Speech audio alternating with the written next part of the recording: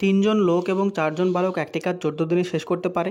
ওই কাজটি চারজন লোক এবং 6জন বালক 10 দিনে শেষ করে। তাহলে একজন বালক কাজটিকে কত দিনে শেষ করবে সেটা আমাদের বার করতে হবে। তো এখানে আমরা লোক অর্থাৎ মেনকে যদি এম এবং বালককে বয়কে যদি আমরা বি দ্বারা ডিনোট করি, তাহলে এখানে বলেছে তিনজন লোক, তাহলে এখানে আমরা লিখতে পারি 3m প্লাস চারজন বালক মানে হচ্ছে 4b। এই কাজটা হচ্ছে টোটাল হচ্ছে এইটা হচ্ছে আমাদের টোটাল জনসংখ্যা, তার হচ্ছে কাজটিকে শেষ করে আমাদেরকে 14 দিনে।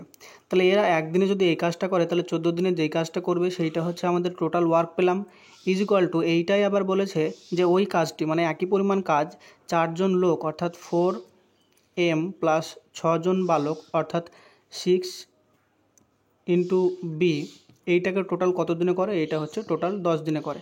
তো এখানে দেখো আমরা দুদিকে যে ইকুয়েশনের দুদিকে ডান দিকে বাম দিকে যেটা পেলাম অর্থাৎ এইটা থেকে এইটা এবং এইটা থেকে এইটা, এই দুটোই হচ্ছে আমাদের টোটাল কাজের পরিমাণ। সেই টোটাল কাজের পরিমাণটা এখানে হচ্ছে আমাদের টোটাল দিন সংখ্যা, 14 এবং 10 হচ্ছে দিন সংখ্যা এবং ব্র্যাকেটের মধ্যে যেই পার্টটুকু আছে সেই পার্টটুকু হচ্ছে আমাদের টোটাল যে মানুষ বা টোটাল যে আমাদের যতজন লোক লেগেছে ততজন লোকের এবং বালকের টোটাল এফিসিয়েন্সির যোগফল। এবার এখান থেকে আমাদেরকে বালক এবং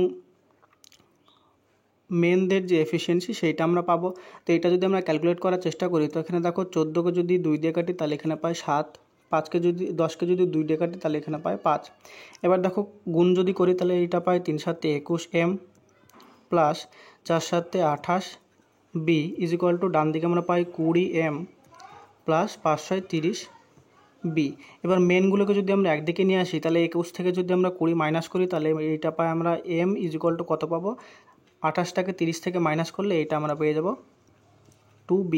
অর্থাৎ আমরা পেলাম যে m by B is equal to এটা পেলাম 2/1। অর্থাৎ একটা লোক অর্থাৎ একটা মেনের এফিসিয়েন্সি যদি 2 হয় তাহলে একটা বালকের এফিসিয়েন্সি হবে 1 ইউনিট। এবার আমাদেরকে বলেছে যে টোটাল যে কাজ হবে সেটা করতে একটা বালকের কতদিন সময় লাগবে।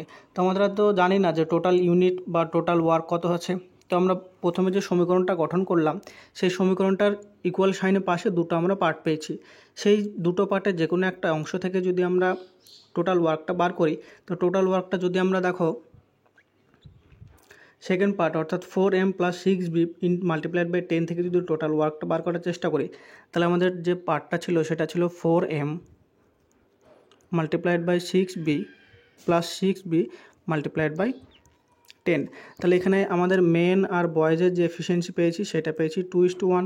তাহলে এখানে মেনের জায়গায় 2 এবং বয়েজের জায়গায় যদি 1 বসাই তাহলে এখানে 4 2 হবে 8 প্লাস 6 মাল্টিপ্লাইড বাই 10।